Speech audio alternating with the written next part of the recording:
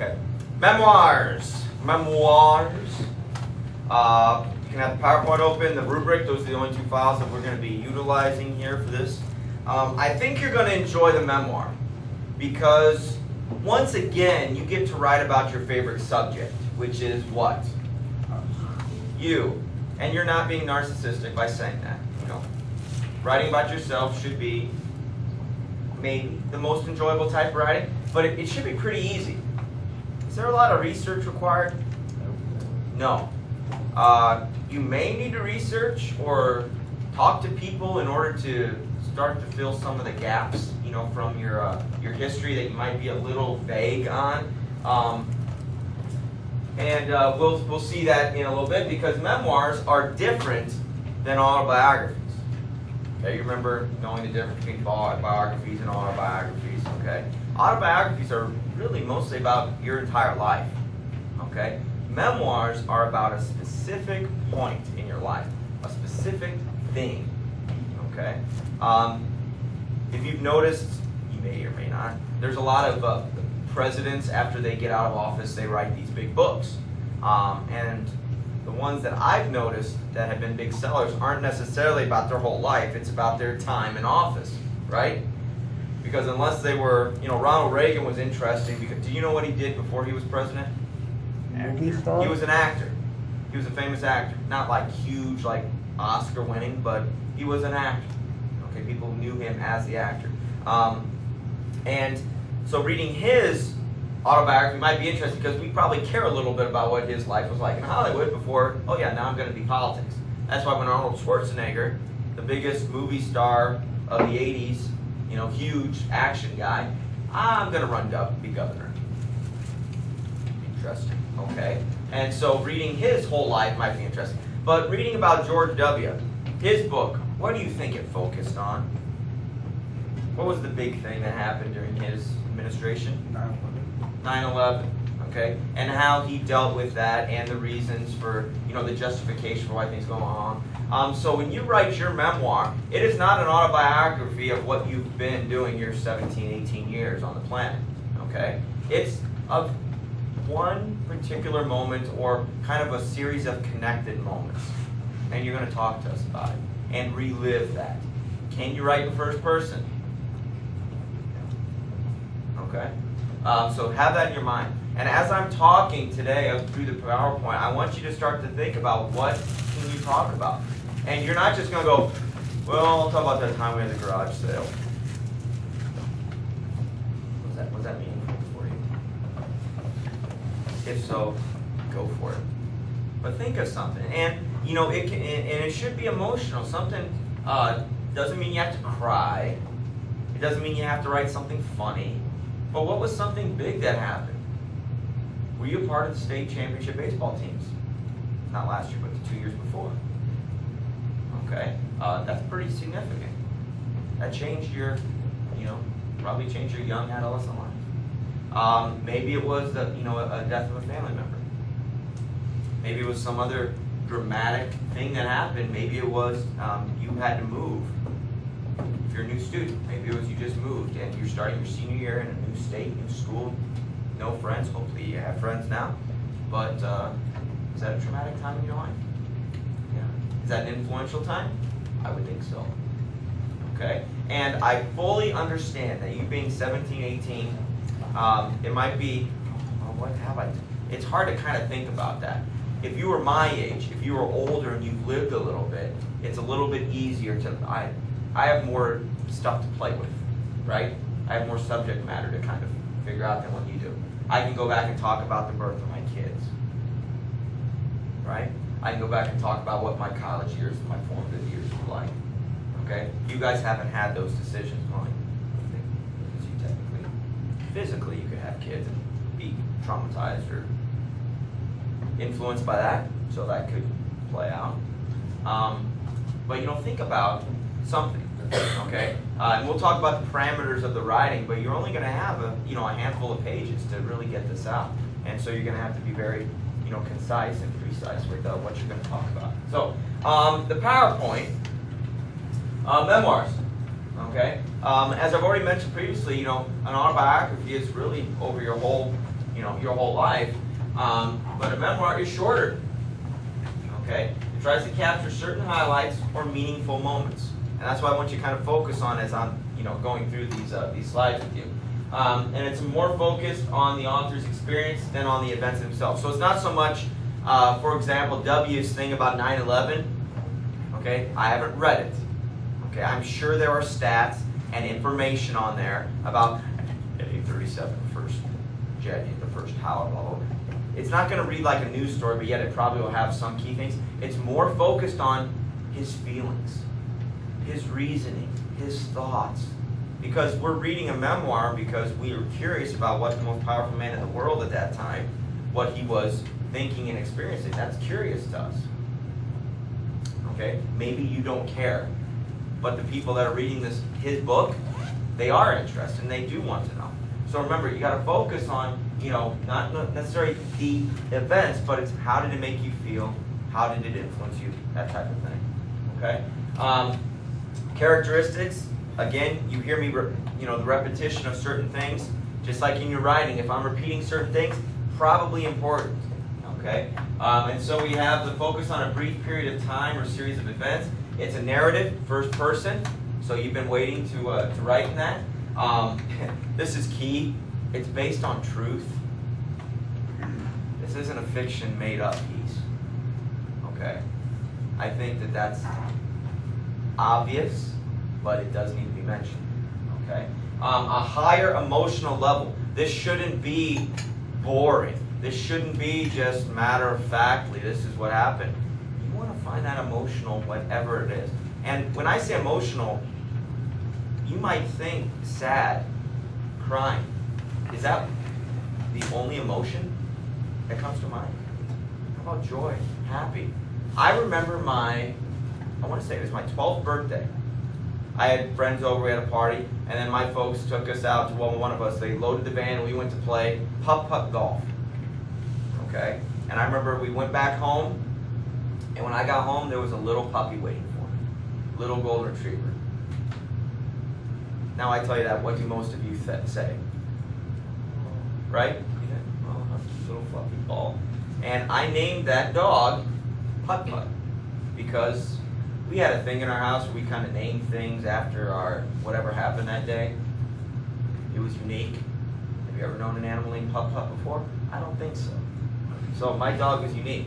And so I don't know if I could write a whole book on it, but could I write a 3 or 4 page memoir on that day, on my emotions and seeing that? I remember getting a dog when I was 4 or 5.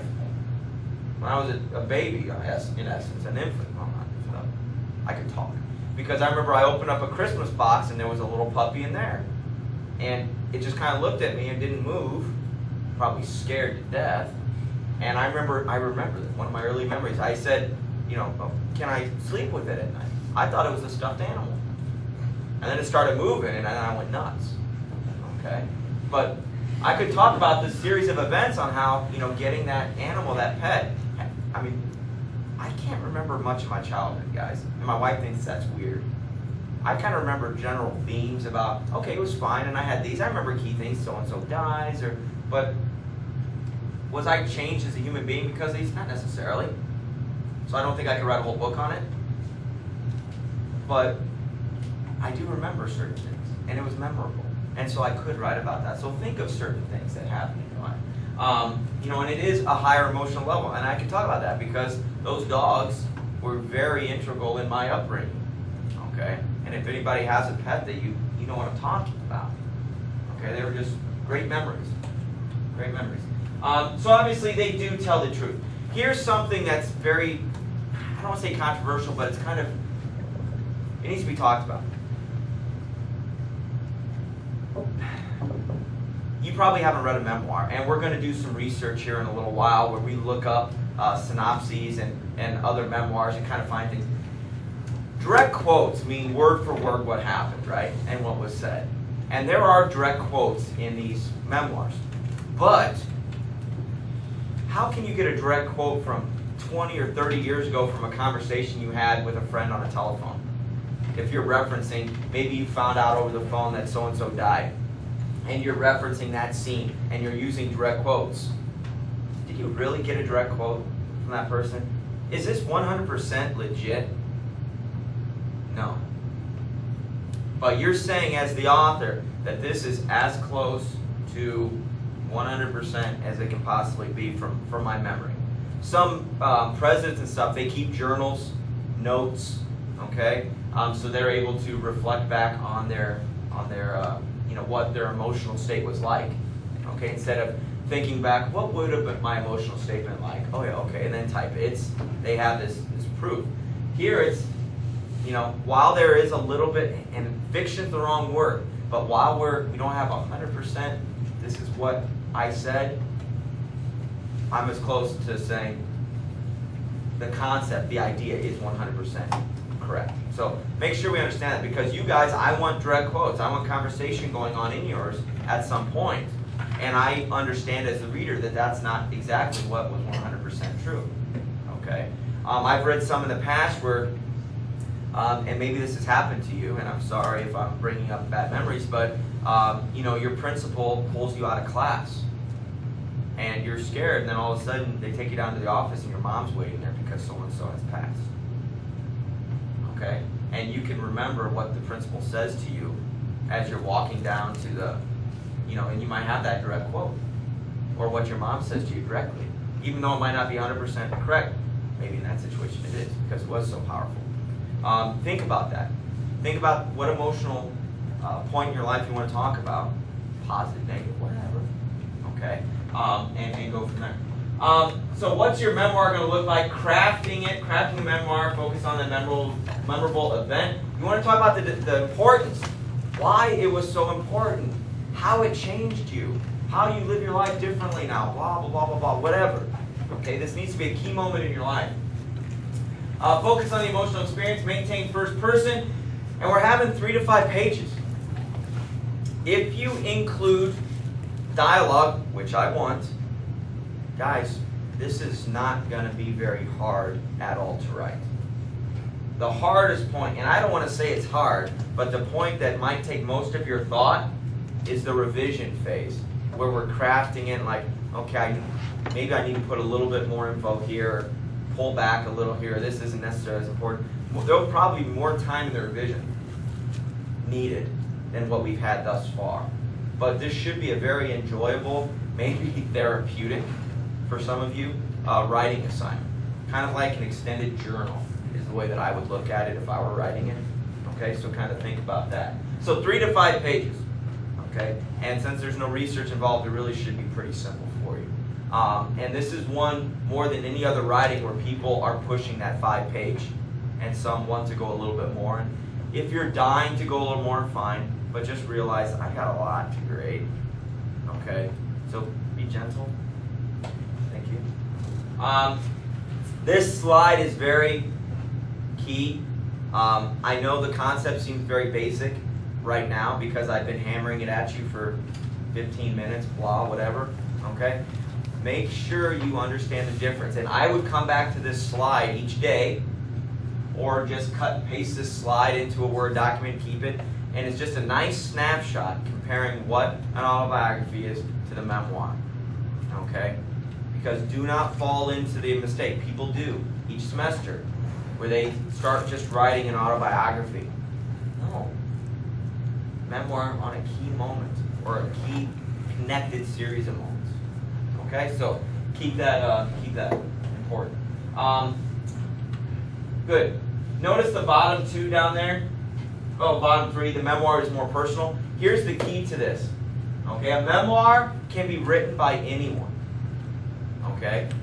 It can be written by anyone. An autobiography is generally written by a celebrity. Okay, there's this movie being made, I think Mark Wahlberg, it's an action movie, about these Marines, or actually I think they're Navy SEALs. Navy SEAls. In Afghanistan, they get ambushed, his whole squad dies, and he has to hide and, elude the, the Taliban, because they're in the mountains trying to kill him, and then he finally survives. Spoiler alert. I think it's called like The Lone Soldier or something. And so this Navy SEAL ended up writing a memoir about it. Okay? Now, he's not a celebrity, but people who know the story will want to read about it. Okay, there's a very famous one. It's in the news. I was just reading about somebody who was on the raid that killed Osama bin Laden. Have you guys heard this story yet? Oh, excuse me. Of course you've heard about the Osama bin Laden story. Have you heard about the story I'm referencing? It has a lot of controversy about it because it has a lot of details about their movements, their military secrets. He had to write it under a pseudonym, fake name. The Pentagon had to clear it because the stuff he has in there is, people could say, is national secrets, that type of thing. So he is anybody. He's not a celebrity, okay? But are you going to read an autobiography of me? Maybe if you know me and you like me, maybe you wouldn't. I probably wouldn't want to read one about me. If I do something interesting in life, okay, or I become somebody, even though I might not be a celebrity like those military people, you might want to read it eventually, okay? But that would be a memoir. You probably don't care about my upbringing unless I become somebody famous. So that's important to think. A memoir can be written by anybody. Anybody. Okay? An autobiography is generally written by a celebrity. So, that's the PowerPoint. Pull up the rubric real quick, please. Not spending a lot of time on it, because you should be getting familiar with what the rubrics look like and how to read them. Okay, as we go with the different types of writing, you should see that they're getting a little bit more complex is the wrong word because that usually means like harder. Okay, I really think it does a better job of explaining what the threes are, the twos are, and you should start to be able to get a better identification as to what you are.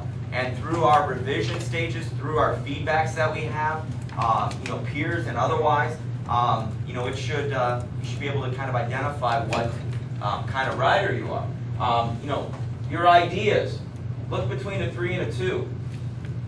It's clear and focused as opposed to somewhat focused. Are the details accurate? Are they appropriate? Are there, elements that just, why are we talking about this? This doesn't seem to place. And so you can easily see. And you do not need to have all 3s in order to get a 3. If you have more 3s than 2, you're going to get a 3. Okay, I'm not doing the 2.5s. I'm not doing the 3. But I need to be swayed that, yeah, this is more of a 3 than a 2. Or, you know what? They're close, but it's still more of a 2 on this. And just take some time. And I would look at this, honestly. I would look at this and skim it before I even start. Okay? You probably have already some sort of idea as to what you're going to write about. Okay? Should. Get that thought. Think about, okay, what can I say? How can I include? Blah, blah, blah, blah, blah. And then, okay, let's look at the rubrics so I can kind of see, okay. These are the rules that I have to play by in order to do a really nice job. And, look at voice and word choice. Okay, I know there's a lot of stuff there, but skim this stuff. As I write, you might not get it all done in one day. Before I start up the second day, I just guys, I'm talking spend 2 or 3 minutes looking this over. If you think you're an okay to a good, do you have to read the ones? No. If you think you're just a horrible writer, I would look at the ones. Okay? And see, guys, the way these rubrics work, if you submit the minimum requirements, you cannot fail. Have you figured that out? Yeah, I hope. Looking at, if you get 1s on everything, you will not fail. Okay, look at what the 1s are for a D-. If you get a 1, 1, 1, okay, that's a D-. You will not fail this class if you do the minimum work. You start missing deadlines, and that minimum work becomes failing work, and you get in trouble. So remember I told you day 1, this class is easy to pass, but this class is also easy to fail. Okay, so make sure you take some time, look this over, and I think you'll be good. Okay, we'll spend more time with the rubric as we go, but make sure you understand it.